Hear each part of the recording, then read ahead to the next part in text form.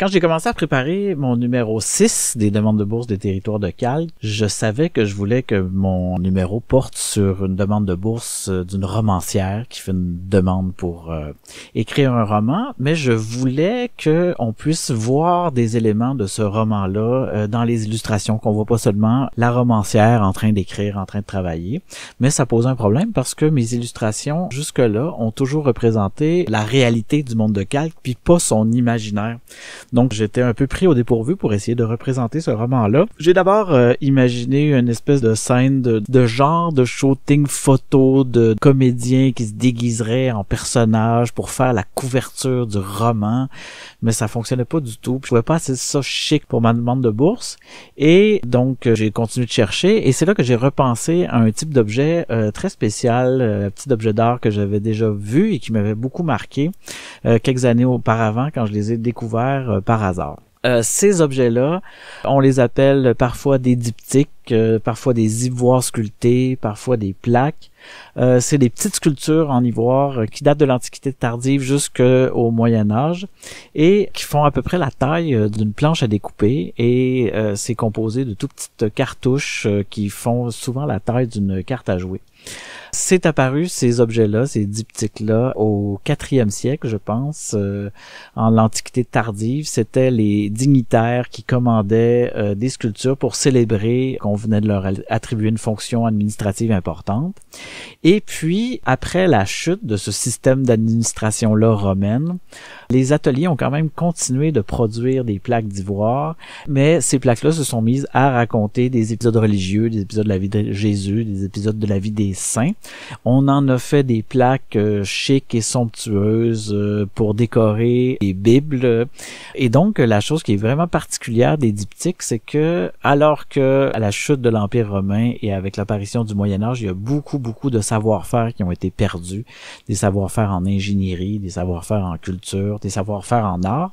Eh bien, dans les ateliers de sculpture de petites plaques d'ivoire, ont continué, et c'est une chose que je trouve absolument émouvante de pouvoir suivre l'évolution d'une esthétique qui a survécu à une sorte de fin du monde culturel, puis de voir comment cette esthétique-là marque une sorte de continuité artistique de l'Antiquité au Moyen Âge, mais aussi jusque dans la Renaissance, parce qu'on trouve encore des traces de ces manières de composer-là dans les retables, les grands retables sculptés en bois qui ont été faits en Europe du Nord.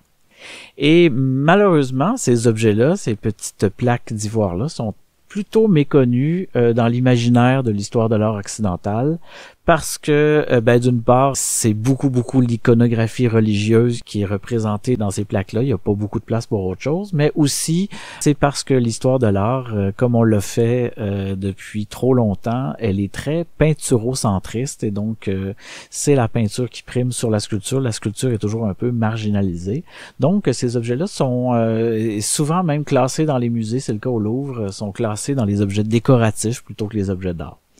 Moi, mes premiers diptyques, je crois que je les ai vus à New York, au musée Metropolitan. C'était vraiment une belle journée où on s'était dit qu'on allait se promener dans les salles sans chercher à voir les classiques, sans chercher à tout voir. Et moi, je me suis arrêté dans la salle du Moyen Âge, et ça m'avait beaucoup marqué à ce moment-là parce que je commençais à faire de la sculpture 3D et de l'impression 3D. Et il y avait constamment des petites figurines sculptées en bois ou en pierre et quelques diptyques. Et ça me parlait vraiment beaucoup parce que ces objets-là, on dirait souvent qu'ils ont été pensés de la même manière qu'on pense les objets aujourd'hui. Il y a quelque chose des objets 3D dans le format, mais aussi dans la couleur des objets et aussi dans la manière dont la petitesse du personnage, souvent les têtes sont plus grandes, les expressions sont plus grandes. Tu entres en relation avec de la même manière que les figurines de super-héros sont souvent construites. Il y a quelque chose aussi du récit, ce qu'on retrouve assurément dans les petites figurines imprimées en 3D.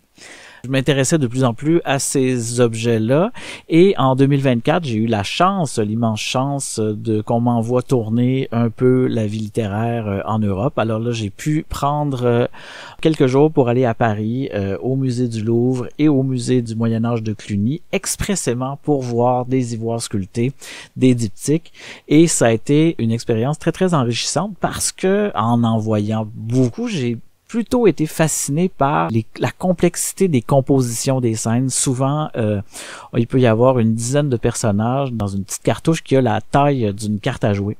Et c'est assez difficile, en fait, de réussir à placer tous ces personnages-là d'une manière cohérente et d'une manière élégante. Il y a une espèce d'effet baroque qui est vraiment fascinant, où on veut en mettre le plus possible dans un même espace. Moi, je suis tout à fait dans cette sensibilité-là. Et pour retourner à la question des illustrations pour mon numéro 6 des territoires de calque, quand j'ai repensé à ces diptyques-là, je me suis dit, ah voilà, l'esthétique non réaliste, je pourrais reprendre celle-là. Et en plus, cette romancière-là, qui fait sa demande de bourse, c'est quelqu'un de très conservateur et qui conçoit plutôt que l'art doit être en continuité avec le passé plutôt qu'en rupture. Donc, ça faisait tout à fait du sens qu'il y ait une espèce d'esthétique un peu religieuse pour notre monde, pour illustrer la continuité avec l'esthétique des légendes passées dans l'esthétique moderne des territoires de calque. Et comme ça suscitait beaucoup mon imagination, j'ai imaginé que dans le monde des territoires de calque, dans le passé récent, il y avait des pratiques de lier des récits de légendes avec des plaques sculptées qui auraient été exposées dans un grand déambulatoire. Et puis j'ai construit mon iconographie de cette manière-là.